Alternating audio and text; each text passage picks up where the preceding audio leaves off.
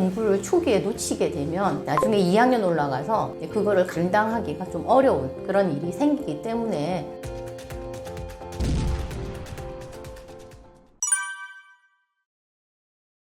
네, 반갑습니다. 네, 똑부러지게 핵심만 담은 1학년 학교생활 책을 이번에 펴낸 저자 김효신이라고 합니다. 변화가 많이 있죠. 그 옛날이랑 지금이랑 변화가 많아서 그런 느낌도 있지만 보람이 제일 많죠.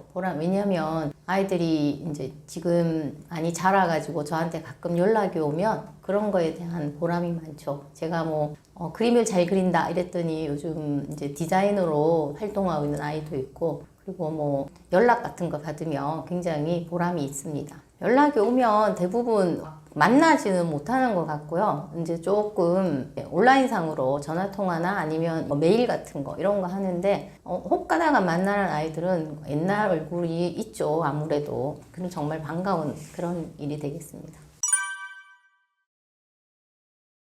요즘 1학년들은 디지털 네이티브, 완전 디지털에 저보다 더 굉장히 민감하게 잘 사용을 하고 뛰어난 능력을 가진 아이들이 많습니다. 그래서 좀 아이들이 반응이 빠르고 피드백이 빨라야 그 아이들이 기분이 좋아해요. 옛날처럼 느긋하게 이렇게 하면은 아이들이 굉장히 답답해 합니다. 그리고 기본적으로 학습 능력이 굉장히 뛰어납니다. 그래서 한글이나 수학이나 이런 거 웬만하면 기본은 하고 오는 그런 게 특징이죠. 하지만 아닌 경우도 좀 많기 때문에 이게 교실 안에서 이 차이가 조금 있는 게 좀 안 좋은 특징 중에 하나라고 생각해요. 그리고 또 아이들 중에 주의 집중을 잘 못한다거나 그 다음에 친구 간의 소통이 좀 어려운 아이들이 옛날보다는 훨씬 많아진 게 요즘 아이들의 특성이라고 생각합니다. 차이는 아무래도 어떤 아이는 한글을 떼고 오는데 어떤 아이는 한글을 완벽하지 못하게 오는 그런 경우가 많이 있기 때문에 수학이나 국어를 공부할 때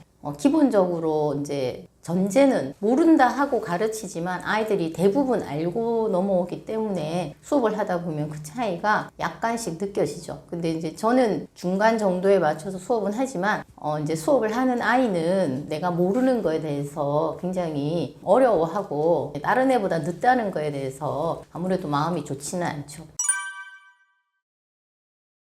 아무래도 학습이나 그 다음에 학교 생활, 인지 발달적으로 이게 제일 기본적으로 이제 베이스에 깔리는 시기다 보니까 우리 아이들, 조그만 아기들도 발달 단계상 이걸 놓치면은 그때를 놓치면 그 다음이 힘든 것처럼 1학년도 그렇다고 생각합니다. 수 같은 거, 수 개념이나 그 다음에 한글이나 이런 이제 또 있지만 또 우리가 책을 읽고 이해하는 문해력 같은 거 이런 거를 갖다가 이 시기에 키워놓지 않으면 학습은 조금씩 쌓이는 게 아니라 1학년에 들어오면 그 전에 알았던 단어보다 1학년을 통해서 우리가 알게 되는 단어가 굉장히 많이 늘어납니다. 그러면 그 공부를 초기에 놓치게 되면 나중에 2학년 올라가서 그거를 감당하기가 좀 어려운 그런 일이 생기기 때문에 1학년이 굉장히 중요하다고 생각합니다. 그리고 한 가지 더 꼭 드리고 싶은 말은 1학년 때 어머니께서 이제 부모님이 잘 돌봐주셔서 좀 성공적인 학교 생활을 하면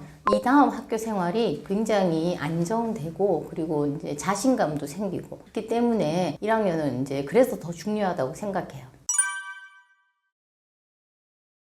네, 어느 정도는 필요하죠. 근데 학원에서 말하는 선행이 필요한 것이 아니라 한글을 읽고 그 다음에 엄마가 책을 읽어주는 것을 열심히 듣고 자기가 다른 사람하고 의사소통을 할 수 있는 능력. 예를 들면 화장실 가고 싶어요 라는 표현을 아이가 스스로 할 수 있는 능력이면 충분하다고 생각합니다. 그렇게 힘든 아이들이 학교에 와서 적응을 잘 못해서 어려움이 많거든요. 그래서 학습적인 능력보다는 다른 사람과 이렇게 말을 할 수 있고 내 생각을 스스로 표현할 수 있는 능력을 키워주시는 게 굉장히 중요하다고 생각하고, 수학은 연산이나 이런 거 미리 많이 하시는데 그거 하는 거는 정말 괜찮다고 생각해요. 왜냐하면 어렸을 때부터 수 감각을 키우는 거잖아요. 그건 괜찮은데 아이한테 그걸 못한다고 왜 그렇게 못하냐 이렇게 막 뭐라고 하시는 거는 별로 좋은 그런 건 아니라고 생각해요. 대부분 아이들이 1학년 들어와서 수학을 시작하면 어떤 아이들은 이렇게 이야기해요. 저 수학 못해요. 이렇게 이야기해요. 근데 그게